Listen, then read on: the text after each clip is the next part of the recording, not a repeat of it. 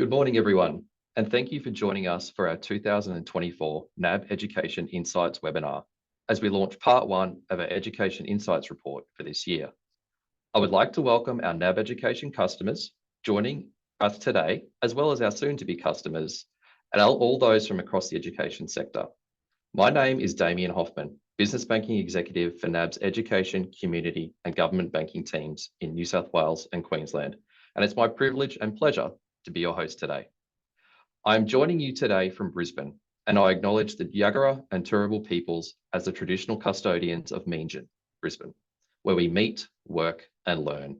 I pay my respects to Yagara and Turrbal elders, past, present and emerging, and I also pay my respects to the traditional custodians and elders of all the lands from where we come together, and I acknowledge our Indigenous customers and colleagues who join us today.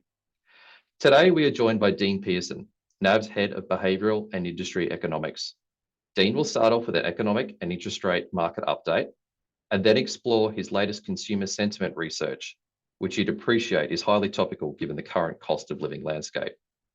Dean will then share with you our latest NAB education research, which reveals how high school students really feel about their lives.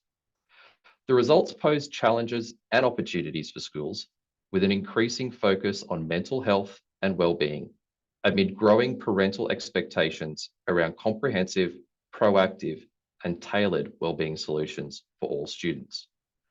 Well-being not only positively influences student learning outcomes, but success in learning enhances student well-being, something educators know only too well.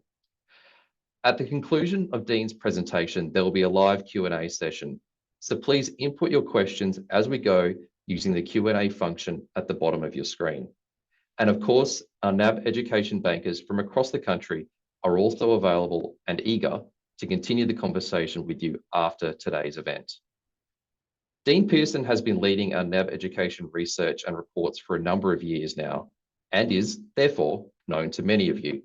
But for those of you who are not familiar with Dean, he is a business economist with over 25 years experience in analysing the economy and assessing the implications both in Australia and globally. He leads NAB's team responsible for providing unique insights into consumer and business behaviour by intersecting economics, psychology, and advanced data analytics. And with that, over to you, Dean. Thank you, Damien, and hello, everybody. Just by way of background, every quarter we speak to thousands of Australians and we ask them simply how they're feeling about their lives. But as part of our annual State of Education Insight series, we also annually talk to a large representative sample of Australian secondary school age students. We talk to kids across all year levels, including those from public high schools, from private independent schools and Catholic schools. And tomorrow, as Damien said, we release part one of the latest Insight report, which looks at wellbeing through the eyes of students themselves. So I do want to share a lot of those insights with you this morning, but I also want to take the opportunity to look more broadly at the mood of our nation. Now, the research that I do is deliberately qualitative and highly subjective, and it really is founded on the strong belief that how people feel is the deepest reality of their experience of life. It's how they actually are experiencing life, not as we think it might or it ought to be. Now, economics is still a social science, because as an economist, it's pretty convenient to dismiss what people say and as a result, how they feel. But there's another really important reason, I believe, to try to understand how people, and particularly young people, feel, and that is empathy. Empathy is the deliberate effort to be curious and to understand the lived realities of others. Now, if we move to the first slide, please. Jeff Bezos is famously quoted regularly for saying, when the customer anecdotes and the data disagree, the anecdotes are usually right. And I'm a pretty big believer in that statement, because understanding the so-called wisdom of crowds means it's often wiser to trust the collective opinion of a group of people such as yourselves today, rather than rely on a single expert. So what's our research currently telling us? Well, in short, it is showing a growing level of discontent amongst Australians, particularly in regards to their personal finances, the economy, and increasingly government. And that is translating more broadly into how they feel about the quality of their lives. Now, I really think for many Australians, they expected more from the post-pandemic world than have actually been delivered. Most of us showed enormous resilience during the pandemic. Most of us, not all, but most coped much better than expected, then looked forward to better times. Then came sustained cost of living pressures and a whole range of additional financial strains. And we can see this growing fatigue in the community, leading to more disciplined spending habits, increasing price sensitivity, and a shift towards value-based purchasing decisions. Now, beyond those direct financial pressures, of course, escalating geopolitical issues and conflicts abroad, combined with homegrown social tensions, are making people feel somewhat less secure. Now, interestingly, our research with teenagers shows that the main worries of young Australians haven't really changed that much in recent years, but there is one significant change, and that is that a growing number are concerned about family money worries and cost of living pressures. So young people are no doubt very aware of the significant challenges they face from cost of living. They're much more likely, of course, to be studying or in training, and more likely to be lower paid or maybe less secure jobs. And they're usually renting as they move into the stage beyond school or paying off a mortgage. So they've been disproportionately impacted by rising housing costs. Now, at the same time, there are numerous reports out there suggesting Australia's young people are also becoming lonelier and experiencing more psychological distress. But I hope what I can show today is that story is a lot more nuanced. Because compared to a year ago, young people are showing that they are much more positive about their emotional and mental well-being, and a growing number of them believe they're coping better in managing their mental health. Younger populations are also, however, much more likely than in decades earlier to identify as LGBTIQA+ or gender diverse, and that it clearly is having significant implications on their well-being, and we're seeing quite disparate outcomes across many aspects of school life. So in short, it's financial stability, access to opportunities, and increasingly inclusivity, which are core issues for young people. Now, all of us, including young people, are hardwired to register negative stimuli more readily and to dwell on these events. And there's, of course, been a lot of sustained negative news and a great deal of uncertainty both here and globally. And no doubt, the world today is filled with a lot more challenges that are disproportionately affecting youth. The global economy really remains quite challenging. In recent months, we've seen a range of countries from the United States, the EU, and more recently Indonesia announce tariffs to counter the surge in Chinese exports. And there is, of course, a risk that additional countries will seek to join that current wave of protectionism. Similarly, the path of inflation and the resulting monetary policy decisions by major central banks around the world remains unclear. And we're seeing persistent inflation in the advanced economies at above target levels. And that really does have potential to delay some of the rate cuts, including the Eurozone and Canada, which have already commenced their rate cutting cycle. And that could, of course, negatively impact global growth as well. And if we're looking at the US, of course, the world is at the moment, foreign and trade policy has become clearly a lot more uncertain in recent weeks, particularly following the assassination attempt on Donald Trump. We've got the Russian-Ukraine war, which is negatively impacting the supply of energy and agricultural commodities. We've got oil markets potentially facing further disruption if conflict between Israel and Hezbollah commences in Lebanon. And of course, finally, there are tensions still in the South China Sea. So if you move to the first slide, please, and I haven't got many slides like this with lots of detail on our outlooks, but I just wanted to show you where we see global growth going, because the major advanced economy appear to have generally experienced quite moderate growth in the second quarter of this year, except the UK, which is growing quite rapidly. In the US, we're expecting growth in Q2 to be similar to that of Q1, which is still reasonable, but well down on that robust pace we saw in the second half of 2023. Now, while US growth last year has been robust, the unemployment rate is now creeping up. In contrast, we've seen softer growth in the Eurozone, and that's seen their unemployment actually fall. Meanwhile, China's economy grew about 4.7% year on year in the second quarter. That's down from 5.3% in Q1. What we did see is a big slowdown in their services sector, much more so than we saw in manufacturing and construction. We're also seeing retail sales being quite modest. The results in June were the weakest since China abandoned its zero COVID policy in December 2022. But it's trade that has been the really strong source of growth in China, with export volumes up 6% or more on a 3-month moving average basis in April. That compares to the rest of the world, where growth was only 0.6% in exports. And that is leading to growing trade tensions. So as you can see, overall, our global forecasts are somewhat subdued. We've got growth of 3% in 24 and 25, improving slightly to 3.1. Now, that's below the long-term growth rate, potential growth rate of the world economy between 1980 and 2022. So not particularly strong. So in short, the global economic outlook is not doing us any significant favours in the short term. But I would say after a tough 2023 and 24, Australia will do better than most in the medium term. Now, our economy clearly slowed in the back half of 2023, but we had strong migration, strong population growth, and that helped us avoid recession. But on a per person basis, which of course is what really matters for living standards, output went backwards in 2023, and it was the weakest result since 1982-83. So if we move on to the slide for Australia, please, we can see that really the Q1 national accounts showed that growth slowed. Growth slowed to the weakest level in decades outside of a major recession in this country.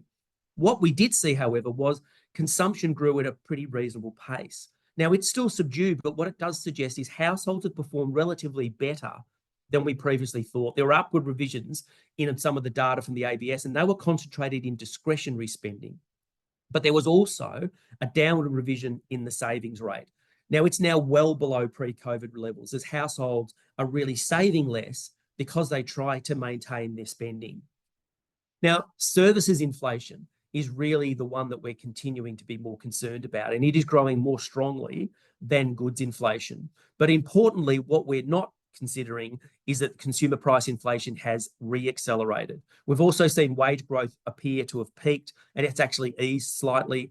We think the ability of business to pass on cost pressures is also waning, with consumer demand growth remaining quite weak. Now, the key change in our forecast has been our shift in our view for the timing of the first RBA rate cut.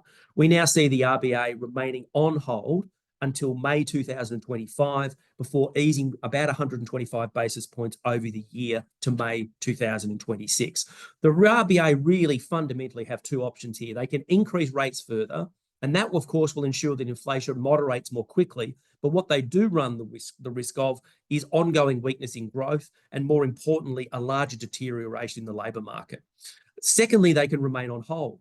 Now, of course, that then presents some risks to inflation, but what it will do is enable us to hold on to a larger proportion, or as large a proportion as possible, of the gains that we've seen in the labour market.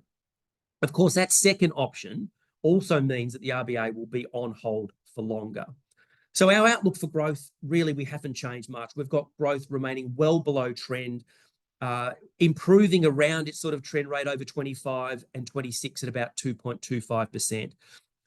Despite the fact that we've had strong employment growth, that level of growth will see unemployment continue to trend gradually upwards, higher alongside stronger population growth and a high participation rate.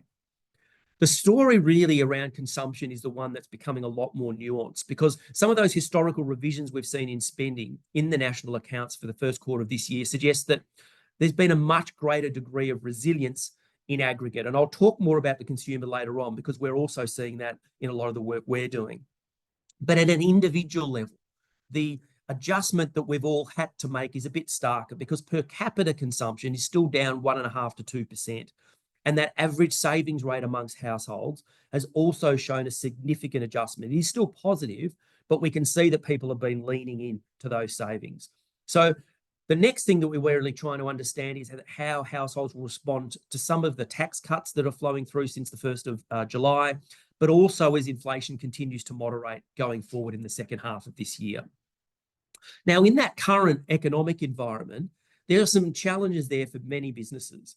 And if we look at the next slide, which updates the NAB business survey and our latest results for that, you can see that in June, we saw business conditions edge down a little further. And that's continuing that long run decline that we've seen since peaking in conditions back in late 2022. Now, conditions are clearly now below the long run average. They've declined in wholesale, construction, manufacturing, finance, business and property, but it's retail, you can see on the right-hand side there, which is by far weakest. And it is the only industry sector that is in negative territory across the economy. In contrast, confidence actually ticked up. It rose to its highest level since early 2023. That all really lines up, I think, to that story that we have of slowing in activity more broadly, but there is still a high level of demand out there.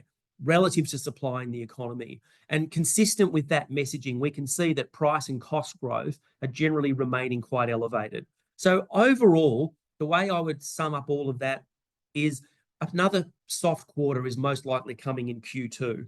And that ongoing softness in business investment in the near term should see a return to more moderate growth in the next couple of years. But, it's part of our outlook for broader GDP growth returning to sort of its trend levels.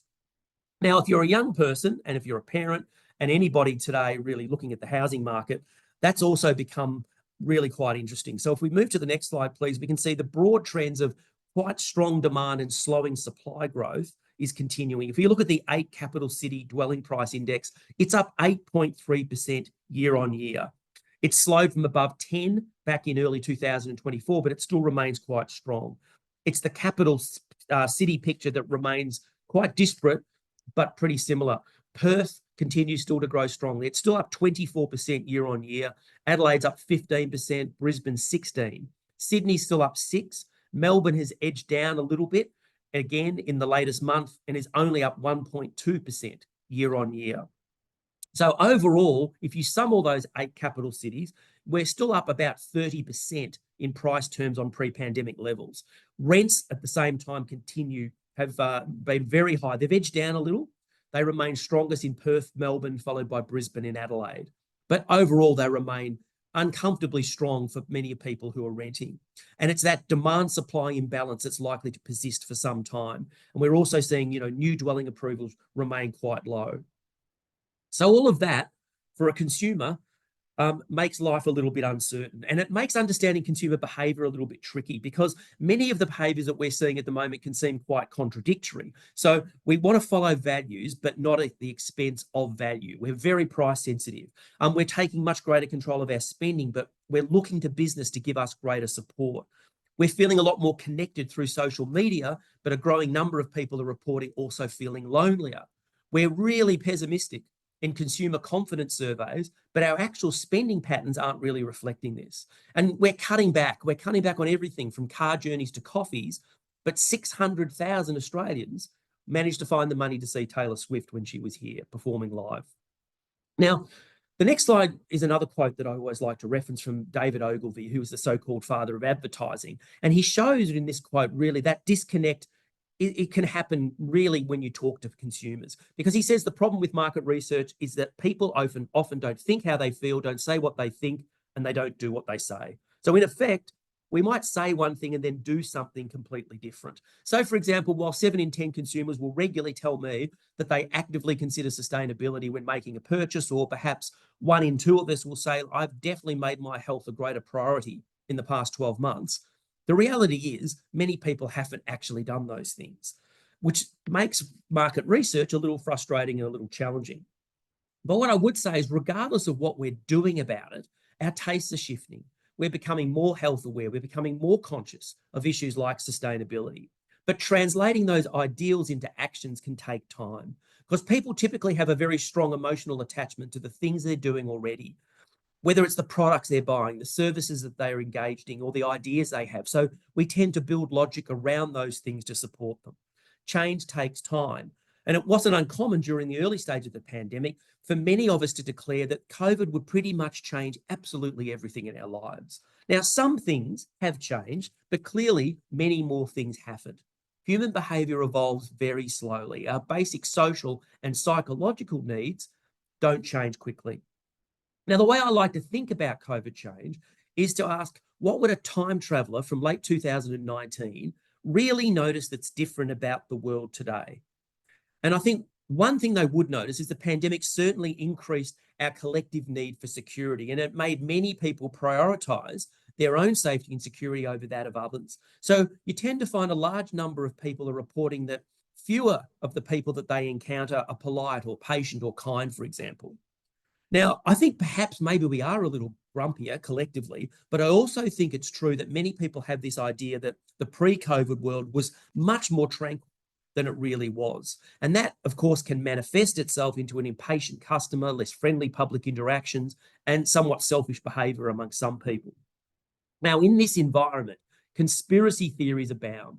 So you've got them fueled by things like tensions over immigration, housing affordability, rising prices, and the Israel-Gaza conflict, for example. But research also shows that there's a growing generational divide amongst voters. If we look at some of the research from the Centre for Independent Studies, for example, what they've noticed is that previous generations tend to start with a really big bias against coalition parties, and that tends to eventually reverse when people reach the age of about 50. However, what they're saying is that that's starting to become much more apparent and much deeper amongst millennials and Generation Z.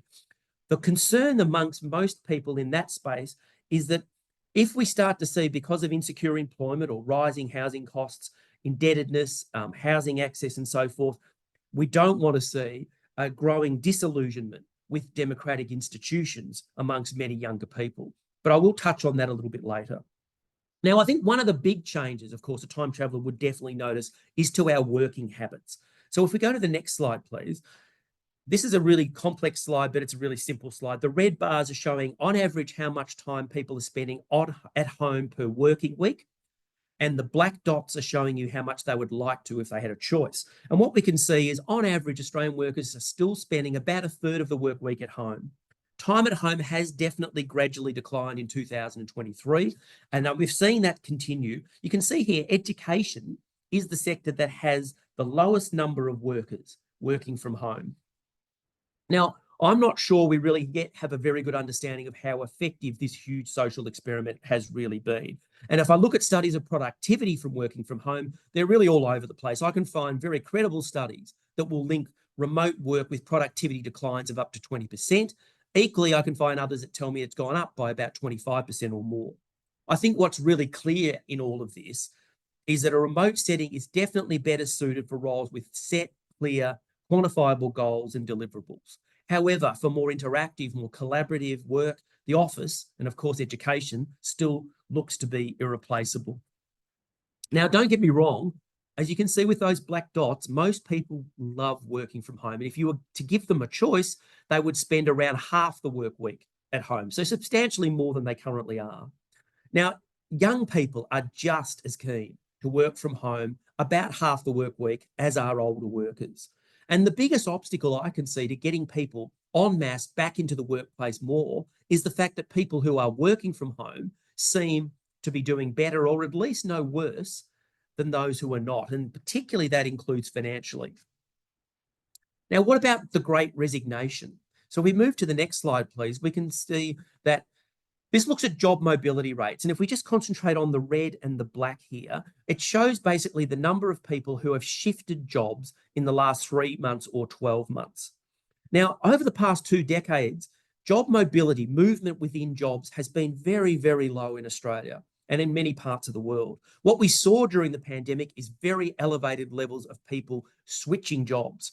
The reason I still track this every quarter is I'm very keen to see, because there's an assumption out there that job mobility will definitely grind to a halt once we all got out of COVID lockdowns and life returned to somewhat normal. What we're still finding is it's still very elevated. It is slowing, but about 1 in 4 Australians changed jobs in the past year. It was about 3 in 10 a year ago. Even in the education sector, we can see there about 1 in 5 workers in education changed jobs in the past year.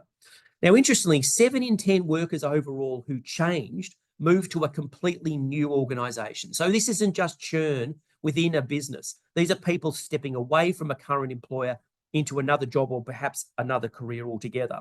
What is also interesting to me, though, is about 1 in 5 workers who changed jobs in the past 3 months earned more money.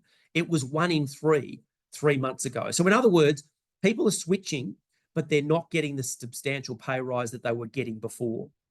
Now, with the job market tightening and wages growth easing, you would consider that this job rate, this job churn will continue to ease.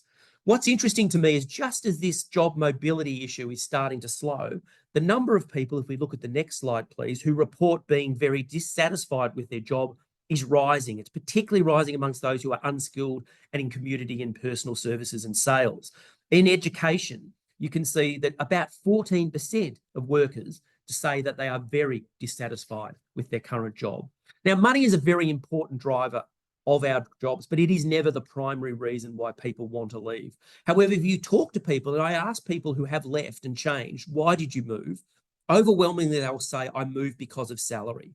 Now, money might make an unhappy employee content, but it won't last very long.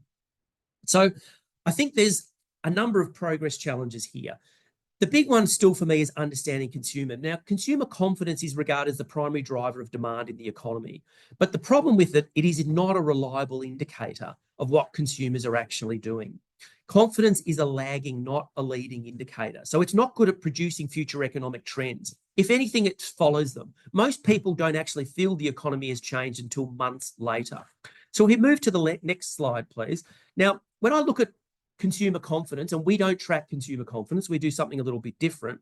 The latest consumer confidence reads that I can find are deeply pessimistic. Outside of the deep recession of the early 1990s, it's the second most protracted period of consumer pessimism since the mid-1970s.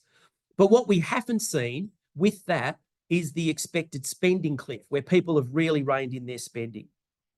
Now, we also track consumer sentiment. We don't track confidence. We track something called consumer stress. And it's built around things that look at issues of cost of living, job security, funding retirement, health and government policy. Right now, I think it's giving us a more accurate read than confidence around how people are actually feeling. Now, as you can see, it's ticked up.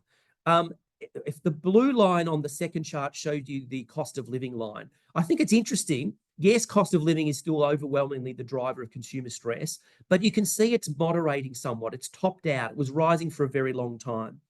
The thing that's undoubtedly supporting an unhappy consumer is the black line, which is job security. By far the stresses, of all the stresses we track, job security is the lowest. But as you can see, that line is the one that's trending up. People are very aware that keeping their job is incredibly important to them in their financial position and as consumers at the moment. Now, migration has been the other thing that has clearly helped drive consumer spending. We had net migration hit record levels in 2023. We had over 500,000 migrants arriving onto our shores. That's about 2% of our total population. Of course, now immigration is being curtailed as well. And typically, though, when finances are tight, people will tend to cut spending in quite a narrow range of categories, but they'll then reward themselves with treats at the same time. What we're seeing, if we move to the next slide, please, is that people are pretty much cutting back their spending across the board. But there are some areas where they're really focused on, and it's eating out at restaurants, things like coffees and snacks and those sort of takeaway treats, car journeys to save petrol, entertainment, holiday plans, and food delivery services. It's also really interesting, particularly for this audience, to notice where consumers are least inclined to cut spending. And number one there, the least inclined to, is private school fees and tutors. And then second is children's activities, children's hobbies, tutoring, and so forth. Now, when I look at those first four categories where people really are leaning in to save, on average, consumers estimate they're saving on per month about $320 a month by saving across those four things. If you keep doing that, that's almost $4,000 a year on those four categories. Now, even as consumers are making these significant trade-offs, they are still treating themselves, and that's become known as the lipstick index. That psychological underpinning of that lipstick effect is really deeply rooted in consumers when they seek emotional gratification and comfort during quite stressful times. It was first observed back in 2001 by the chair of Estee Lauder, Leonard Lauder, and he started to analyse consumer behaviour in the aftermath of the 9/11 attacks, and he suggested that lipsticks provided a pretty good gauge of the economic landscape. Now, what I would say is that index doesn't really capture the whole picture, and I think Taylor Swift is a pretty good example. Her connection with her fans really does trump their monetary concerns, and it's that connection that she has which is really key to their willingness to spend. It's become known as collective consumerism. It's what all brands really desire. It becomes very collaborative, where the brand owner effectively gives over ownership of the product to the consumer. So yes, we're reining in, but we are freeing up money to actually spend on some of the things that we consider that we truly value. I've got to say, Taylor Swift's also a pretty remarkable economist. She controls 85% of the revenue from her Eras tour tickets, which is previously completely unthinkable in the music industry.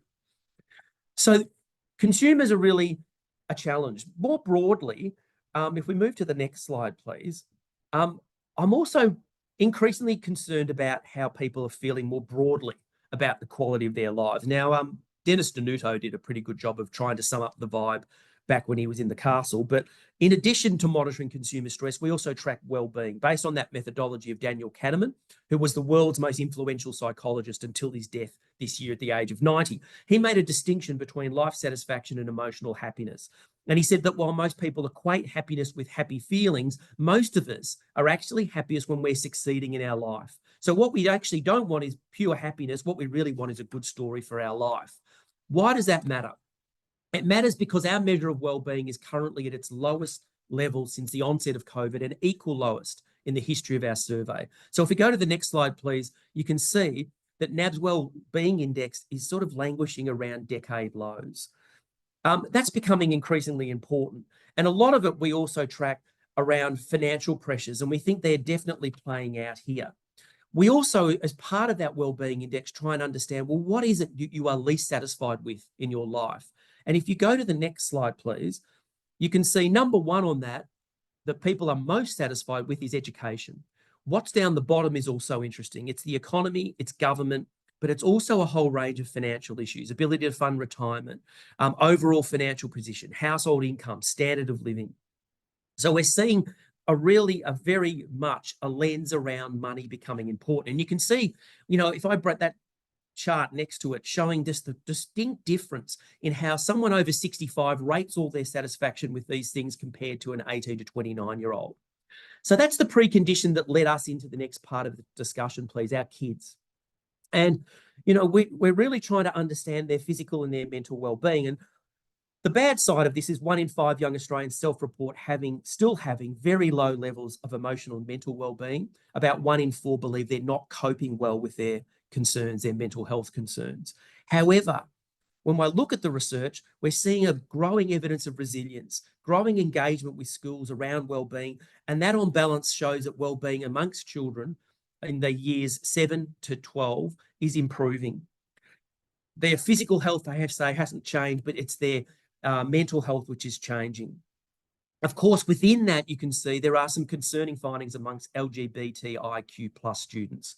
We also saw, interestingly, a noticeable fall in self-reported wellbeing amongst boys, though boys still consider themselves to be reporting relatively high wellbeing compared to girls.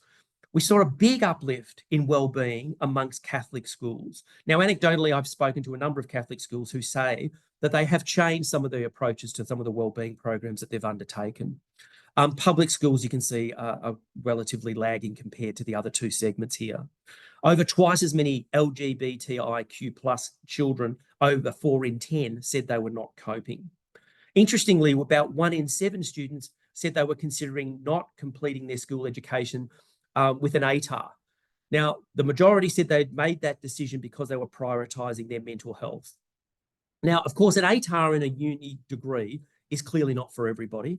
And with unemployment at 4.1%, there are plenty of meaningful careers available without going down that path.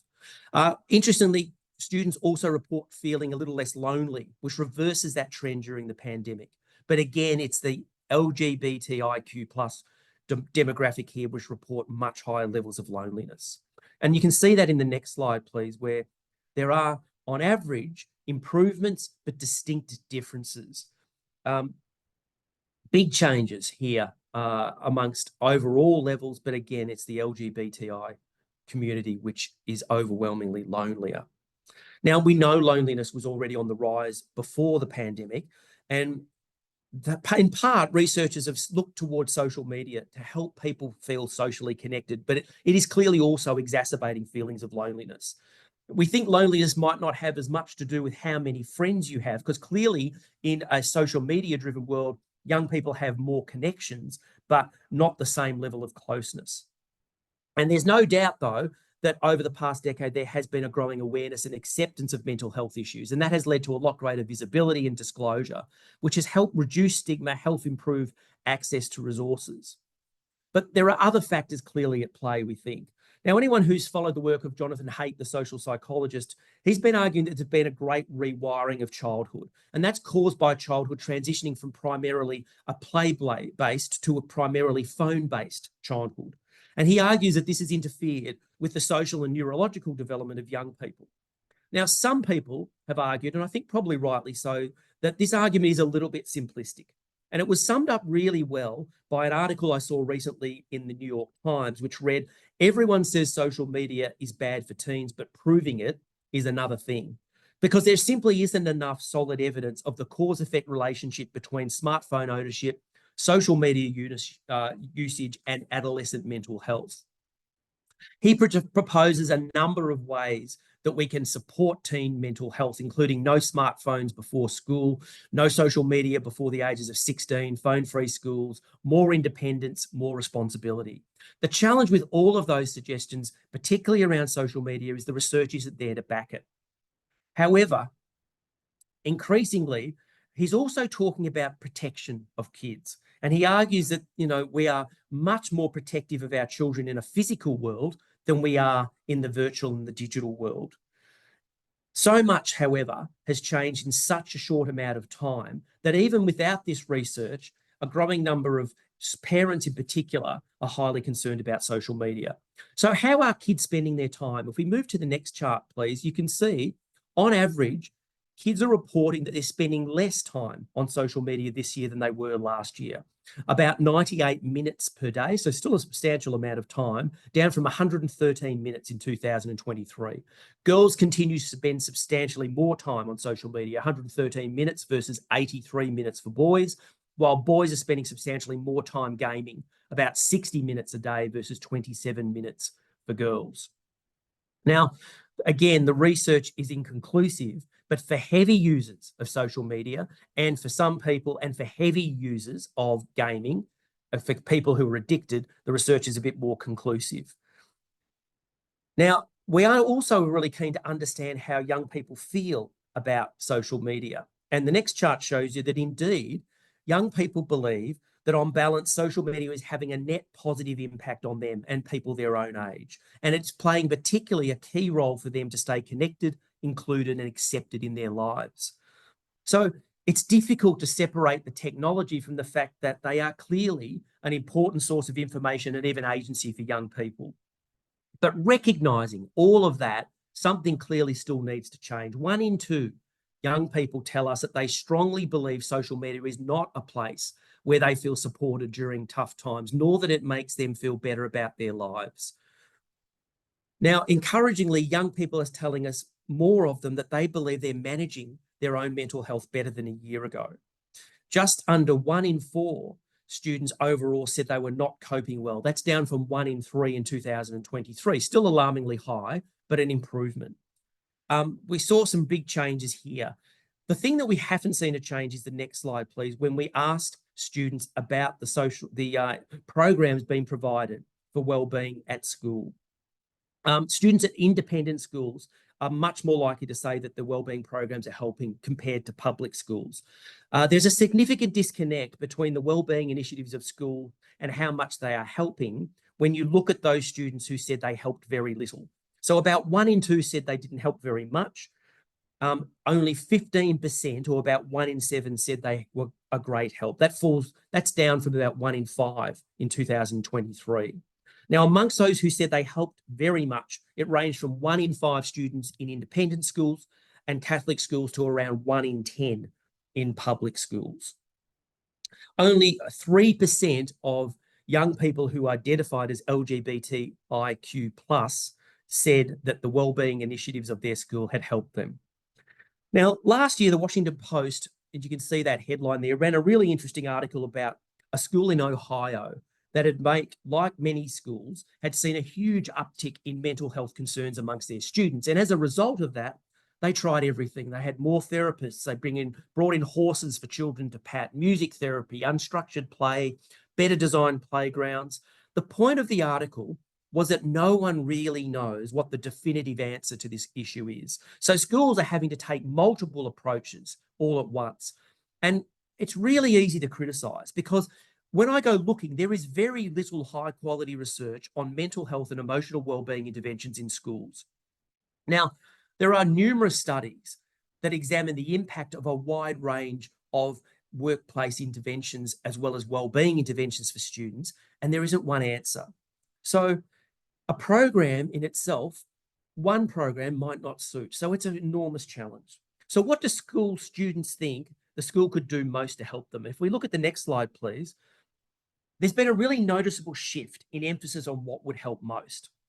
So we asked young people to pick the top 5 things the school could do. The highest number believe it's having teachers who are more calm, honest, and caring. Now, as a result, any research on wellbeing, any initiatives that do not empower teachers, of course, will have a limited impact on some of the effectiveness. Some of the research out there shows that a focus on decreasing teacher workload and empowering teachers to provide greater wellbeing care should be considered.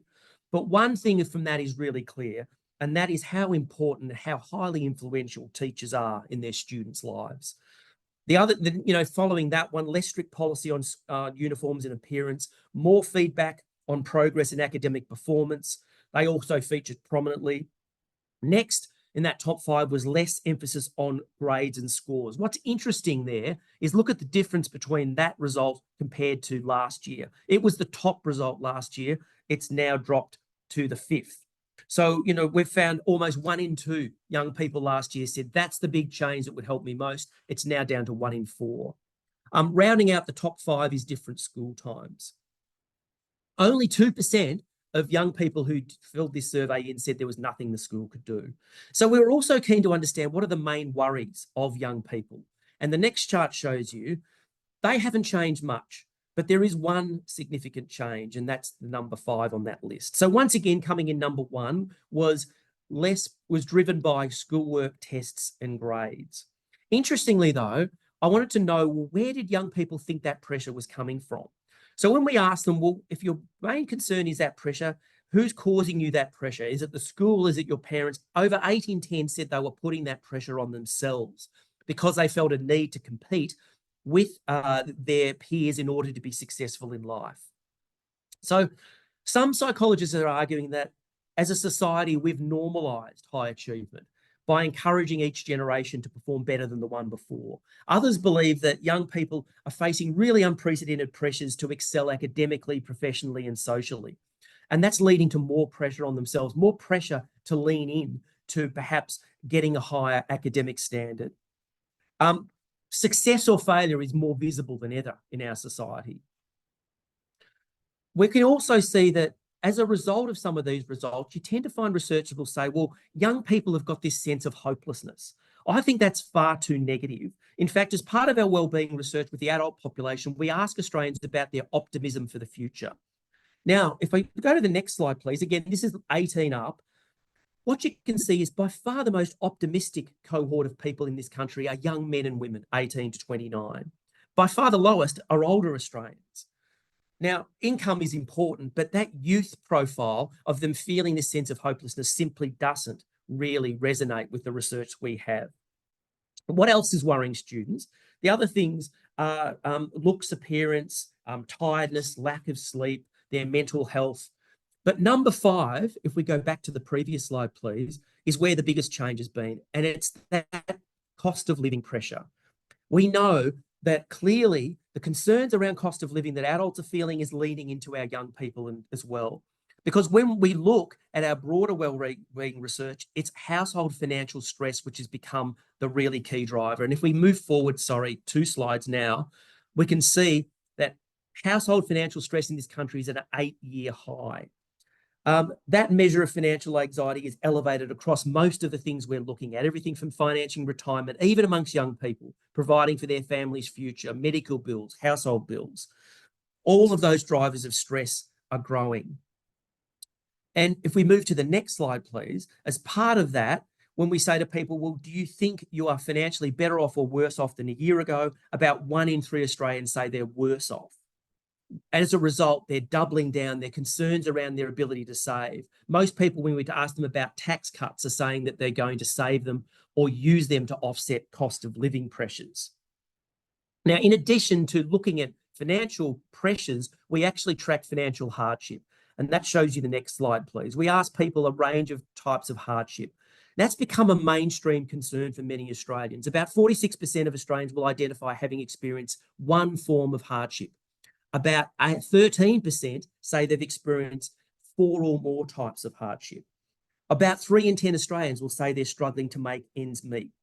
1 in 8 are experiencing at least 4 types of hardship. Now, but that story is quite nuanced. It's twice as prevalent amongst women. It's much greater for people under 65. It's much higher in rural areas. It's much more prevalent amongst the unemployed, more common with people with children, much worse for renters. So put simply, the people who are hurting most at the moment are less likely to own their own home. They're more likely to rent. They're in less stable employment. They're younger, on lower incomes in rural areas, and more likely to be women. So to sum all that up, I think there are numerous reports out there that are suggesting young people are becoming a lot lonelier and are experiencing more psychological distress. But I think what we've tried to show is that story is quite nuanced. Yes, the cost of living is definitely impacting the way they're viewing their lives, but they are more positive than they were 12 months ago about their mental health. They're more positive about their ability to cope with their mental health issues. But some kids, more than others, particularly those in the LGBTI community, are really struggling more. Boys, there's definitely been a change, and we can talk about why that might be the case. So I think that creates a lot of opportunities, as Damien said, and a lot of challenges. What I would say, I wanted to leave you with 2 quotes. The first quote is from Hugh Mackay, which is a very well-known social researcher. If we go to the next slide, please. And he really is starting to, sorry, if we move on again. He's really trying to lean into this whole idea of money and materialism. And he says, when we embrace materialism and enshrine it as a core value, as Australia's in danger of doing, we don't only let the economy obscure our view of society, but we encourage the idea that our wealth defines our worth. Now, I do believe that, yes, young people are leaning into a lot of cost of living challenges, but money is not going to be a stable source of self-worth. The other thing that I wanted to leave you with is this quote from Jonathan Haidt.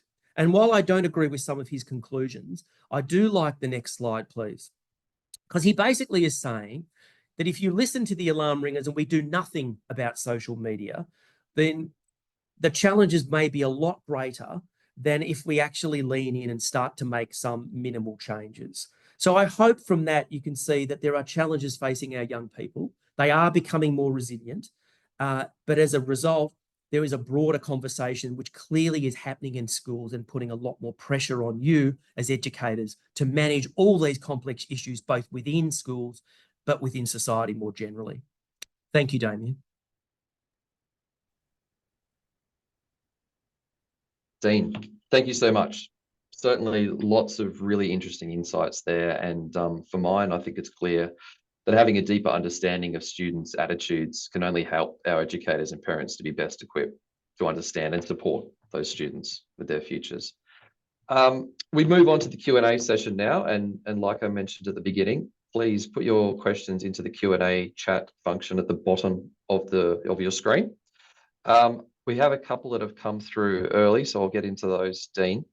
One, heading back to the early part of the presentation, there was a question here around what do you view as the risks to the economic and in turn the interest rate forecasts eventuating? Yeah, that is the billion dollar question at the moment. As I mentioned earlier, the Reserve Bank, it's very data dependent. So, we've waited for a long time to watch the data. So we've pushed out where we think the first rate cut will happen. A lot of that is dependent, of course, on the movement of inflation and prices going forward. So there is some stickiness in inflation, particularly around services inflation. And we've seen that pivot towards discretionary spending, which is still helping that. Our best guess is, and the Reserve Bank is not that dissimilar from us at the moment in our path towards inflation moderating going forward, that will give scope for them to hold back and try and lock into some of those gains, because we've got unemployment at 4.1%. So it will be great if that's possible. But if inflation moves more quickly, they will have no hesitation in raising rates, and potentially our cut cycle will get pushed out even further. So it's very data dependent, but on balance, we think that, most of what we can see now is showing that, that scope to cut will certainly happen by midway through next year. Excellent. Thank you. A question here about your comment earlier on in terms of education spending being one of the last things that people will cut. How much is that to do with the importance parents place on education, and how much is because they're locked in for several years, at least until the student reaches year 6 or year 12? I would say it's the first rather than the second. We've seen this, I've been tracking education for 30 years as an economist. And I know even back when I first started doing this job, parents will do whatever they can to try and protect their children's future through education. That is something that we can clear, that and health, we can see consumers are very much leaning into preferencing. And you can see in that chart I showed you before, they're making a lot of cutbacks across the board. It's the bottom one out of 25 categories that we track in terms of where people are prepared to make cuts. So yes, there's a limit to how long a consumer can hold out in terms of drawing down savings and making cutbacks, but education is by far not going to be anywhere near the top of the list that parents will have. And yes, perhaps in part that might have to do with a longer term financial commitment that parents have made, but there is no wavering we can see in our research in terms of that preference shift to push money towards children, towards education, despite cost of living pressures. Sure. And further to that point, in terms of families being not inclined to cut that spending, is that have we got data or have you found that the intergenerational wealth, e.g. from grandparents, is helping to pay for those fees? Yes, it's a really interesting one because often when I do put forward my consumer research, I often get this narrative in the media that baby boomers are breezing through the cost of living. They're spending everything on, going out, and they're causing inflation while young people are struggling. I think that's a very simplistic view. We know, firstly, that older consumers, parents and grandparents are impacted by the cost of living and are trying to preserve their wealth. But anecdotally, we also know through wealth advisors and other sources that one of the reasons they're trying to preserve their wealth is to help their children and their grandchildren, to help them in the housing market, but also to help support their education. So yes, there is definitely anecdotal evidence that older Australians and grandparents in particular are definitely leaning in to support their younger people. Thank you, Dean. Another question here. How would you respond to people who say that studies on well-being, and particularly a rise in feelings of anxiousness among young people based on surveys, are self-reports and not reliable? That's my favourite question, Damien, as you know, because there's a very flippant answer to that. The flippant answer to that is how people feel matters, irrespective of the reasons they feel it. How people live their life day to day is determined by how they feel about their life. Having said that, I would also say, yes, I will acknowledge that there's much greater awareness out there amongst young people around mental health issues. Is there, this report is not trying to diagnose, clinical mental health. That's not the purpose of it. But I think what comes with greater knowledge of mental health is also potentially greater pressure to individually manage a level of mental health that young people feel is necessary now. So with knowing more about mental health, there's also pressure to have whatever good mental health looks like. So I think in part, yes, there is a growing awareness, but I do also believe that there are genuine challenges facing young people that I didn't encounter when I was a younger person. But do I expect when we publish this report to be overwhelmed by messaging by some in the media that all young people need to do is become more resilient? Absolutely, we'll get that. But I think the worst case scenario is that we hear from young people about how they're concerned, and our response is a protective, negative one that they should just pull their socks up and move on. So no, I think there is genuinely something in there. And if it's in part being caused by the fact that there's greater awareness, well, that's a terrific thing. But that doesn't help schools at all, that argument, because schools are having to deal with the reality of how these young people are feeling day to day. The next question. Given children's increasing concerns around cost of living, do you believe young people are generally more engaged around money issues than they may have been in the past? I absolutely do. And I think the challenge for financial institutions is how do we lean into that space and help?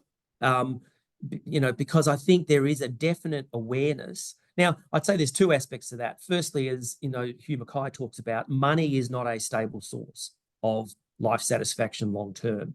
So the more you lean into money being the most important success barometer of your life, the more challenges you will face. Having said that, that doesn't change the fact that young people are very aware that they are more likely to be renting. They're more likely to have housing affordability issues. They're more likely to be in education for longer and paying off HECS debts and so forth. So I do believe that there is a proactive opportunity to help young people.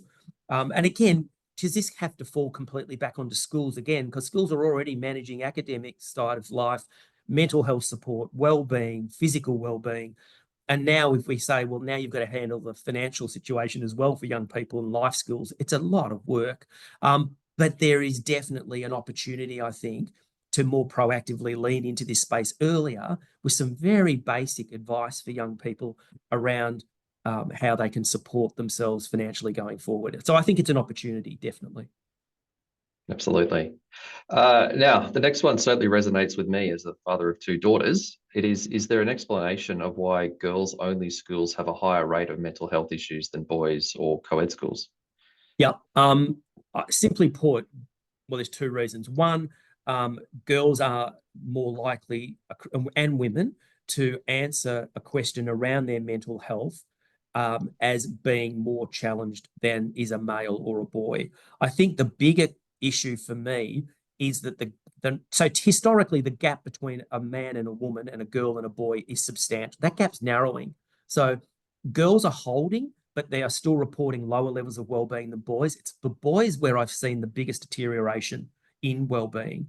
I think girls will lean into that, discuss it more. We know that, in most research, qualitative research around well-being and mental health, girls will always answer the questions at a lower level. What's becoming interesting is the next question that I always ask is, how are you coping? Boys, that's the point at which boys will disconnect and say, I'm coping okay. And girls will continue to lean in and say, no, I'm not coping. I need a bit more help. So I think the answers to that is it's a positive sense. It's a concern amongst girls, definitely. But I think girls are much more open to having the conversation around how can we support mental health. And their expectation is that they need to look at some of those issues to improve it more so than boys. But the big change has been boys. And I don't know if I have the answer for that. And we've probably got time for one, maybe two final questions. With regards to house prices, do rising house prices have different impacts on people, i.e., do homeowners feel better, or are they concerned about what it means for their kids?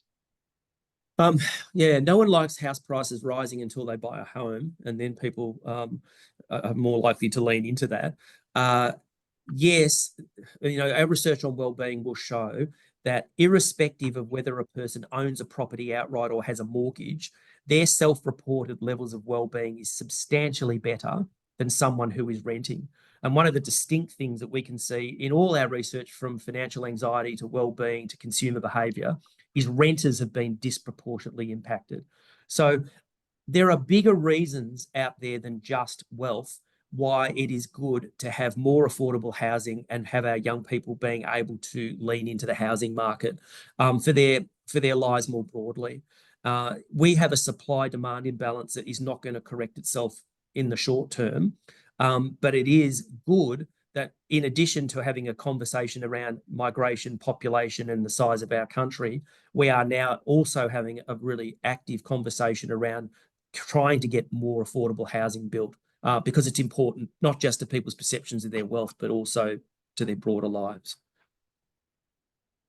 Thanks, Dean. Thanks again for all your work putting together the research. It's another great feather in our cap as the NAB Education Specialisation team to be able to share these insights with our clients and the sector. There have also been some questions about whether the slides will be made available. I can let you know that the report, which has got a lot more information in addition to what Dean presented today, will be made available tomorrow and will be emailed to all of those that registered for today's event. And there will also be a recording of today's webinar that will be made available. So you can access the slides through that, which will, like I said, will be emailed and will also be available through NAB's Business Research and Insights Hub. I'd like to close today by thanking everyone for attending. I'm sure you've provided some takeaways for you to consider in your schools and in your leadership discussions. If you have any questions, we'd love to continue the discussion. So please reach out to your NAB banker.